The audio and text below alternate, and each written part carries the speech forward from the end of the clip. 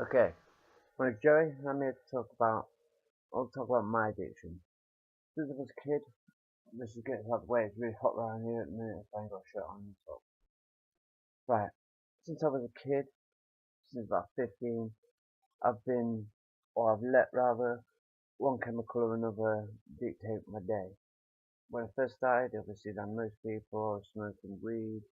You always hear that pattern, it's a gateway drug, don't take weed, blah blah. Weed is not a gateway drug. It's purely coincidental that people well, it's not coincidental. There is a reason for it. People start on weed and move on to bigger things. What it is usually people are self-medicating either with pain or depression, anxiety. Um, it's rarely peer pressure that leads it to take it all away, but you're self-medicating. So a certain type of person who wants to escape their depression or their anxiety, they're looking for things, and that's how it builds on. There's a lot of people that just smoke marijuana and it stays that way throughout their life. Not every person that smokes a joint is going to then move on to heroin. But there is a certain type of person. If your kids are out there and you're worried about this, you want to spot that. And you want to be looking for the tell, like depression, like anxiety. Is then they find this wonder drug that gets rid of it. Boom. Problem is, as your tolerance builds up, the ability for the drug to work stops. Some, like ketamine for instance, I mean, that'll last every time you shift line, your depression and anxiety will go. But then what about the dry days when, or dry months sometimes, dry season let's say, where there is no ketamine? Then what happens? I'll tell you what happens, you go looking for an alternative. Stupidly enough, I grew up in a place where heroin had a spy. I moved away, I'm 30 now, I moved away, and one thing or another, heroin found me. Um, I won't go into the story this time on how I actually first used, but it was briefly, it was a suicide attempt, and then it got rid of the pain. Well, the first time it didn't actually, so that's why I took it a second, because I couldn't see what the hype was about. I was expecting that Pulp Fiction, and this is heaven, woo, and that never happened. So, yeah, fucking, I ended up like, well, carrying on taking. I used to smoke, smoked quite a lot. It got to the point where I was smoking ridiculous amounts, and you can't actually overdose anything from smoking. I mean, I've smoked more than you should be able to. I've smoked an 3.5 gram a day. And bear in mind, one bag is a point 0.2. There's 5 bags per gram. I then smoked what? 5, 10, 15, about 12 and a half bags, 17 and a half bags. You know, I was nodding, don't get me wrong, but I was nowhere near dying. Don't get me wrong, if you injected that, you probably would be dead. Yeah, it got bad. I'd say it lasted about a year, my addiction, and I went looking for help. I got a Subutex, didn't really do the job for me. They moved me to methadone, which yeah, it stops the craving. I won't, I won't lie, I've relapsed a couple of times. I feel shit for doing it. I mean, bad places, with bad people, and bad mind state led me to do it. Problem is, I lost everything pretty quickly as well, because when I get addicted to something, I go right, you know what I mean? So I stole from my friend. I did some pretty fucking shameful things. When I originally quit, I didn't do it for me because I filled with suicidal depressive thoughts, and all I kept thinking was, if I knew how to inject properly, like I could just take that big dose and just go to sleep. I actually researched it. It turns out it could be quite because I was looking at painless way of touching myself. And then there's the whole. Some people say it really hurts, especially if you're revived. I've been revived a couple of times from suicide attempts, and I ended up loathing the people that saved me. Believe it or not, I tried to hang myself not long ago. My girlfriend at the time rang the police. Um, the police cut me down, and I hated it. I'd passed out. I would have been dead, and painlessly too. Anyway, a drug overdose, not the legacy you want to leave behind to your family. There's one thing like I keep killing yourself because they can just put it down to you're depressed or alright. But when you do it with drugs, there's a good percentage of people that are just gonna think like greedy, like bad bag, serves them right. It's more to me than that. A lot of my problem is that I've got a degree, I've got various education, and yet I can't seem to get a job. Jobs that I've gone for and got lucky to get an interview for. They've asked me, why do you want this job? You've got a degree. I need fucking money, you know what I mean? But you can't really say that to them.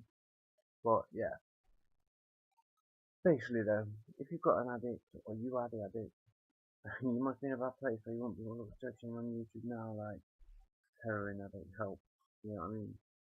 But yeah, if you're in this problem, find a friend, find a family member, and just tell them. Honestly, you have to tell them. Like, help them understand. Friends, be warned. Don't tell your friends you can help it. Like, unless it's got that one really good friend, because they will just prejudge you and they will just fuck you off. Like, simple as. If you can help it, tell your mum, tell your dad. You know, tell the closest friend or whatever, but tell them you don't want it spread around, and just go hide away. Like, if you can get yourself on a treatment program, that's great. Treatment program not really much help as you think it'd be though. If you can soldier it through and just do turkey, do the cold turkey, you know, maybe get yourself a couple of Valium or whatever so you get sleep and stop the muscle contractions. The weed will help, like, and a bit of drinking. A couple of Modium if you need to, just because diarrhea can be fucking pain in the ass. But yeah, if you can soldier through it, that punishment you'll have put yourself through, you'll remember. You know what I mean? You will remember, like, that hurt, I don't want to do that again. And it is inevitable, you will have to do it at some point. And the longer you're on it, the worse it gets. What I used to do is write every day, right? Just in fact, diary on my phone, the number of the days I've been sober. Because every day you look at it, you think, I don't know, it's getting bigger. I want it to keep getting bigger. You know what I mean? Warning, the first few days is a living hell emotionally, physically. You're in a bad place. You don't think you can clear it, but you know, after a while, you will get through it. You will get through it, and you will start feeling better. And then there's simple things that you think, you know, people take pictures of themselves and going for a walk. Like, you think, well, that's not fun. That's not going to make me feel better. Like, at the minute, an accomplishment is going to make you feel better. Well, you see, when you get to something about a week, 2 weeks, and you have to do it for everyone else. Then if I'm wrong, yeah, you know, you can always go back to it. It's always going to be there.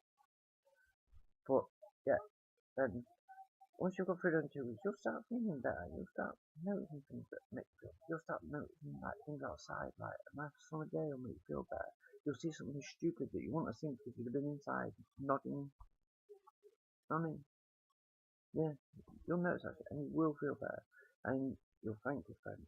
And I tell you what, you'll find out who your real friends are during this period, and those who really care about you, because they'll be the ones that are still there. It's the hardest thing for you to do will be to kick yourself. If you can kick it, you can do anything, my friend. Anything at all. Because once you kick it, you have done the hardest thing known to man. It is literally the most addictive substance in the world. So kicking it, kudos to you. You are a better person than anybody else that hasn't done it. Or a stronger person, not a better person. A stronger person that hasn't done it. Obviously, don't run around telling everybody this. I'm gonna release a few more videos because I want to help people now. I had hope for two, well, family members and a very dear friend. Like, it ruined my relationship. I was going out with this person, this girl. I loved her to pieces. We was together for 4 years. I stole off her, became a junkie, and ruined it all.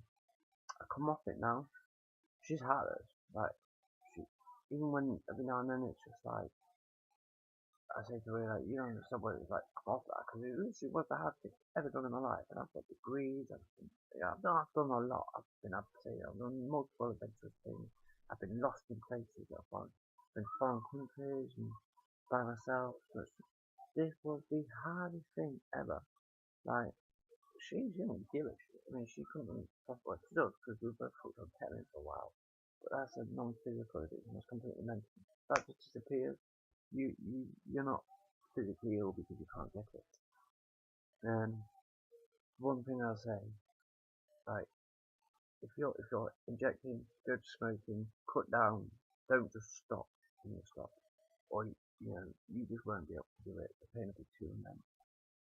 Another thing, cocodamol, that does turn into morphine in your liver. So if you're withdrawing, glucocodamol will help. There's that thing as well where the routine of doing something becomes part of the habit, and the ritual of doing it becomes part of the habit. And to break that habit, get away from the people that you're doing it with. They don't care for you. They're not looking after you. Otherwise, they would never let you do it in the first place. I hope this video is some help to you. And just know, you can come out on the other side. It doesn't matter who you are, like creed, race, colour, class, anything. It can get all of us. Any of us can be addicted to it. Any of us can be gripped by it. So don't be ashamed of it. And be proud of yourself when you come off it, because that is something to be proud of. Alright, I'm enjoying. I'll produce more videos.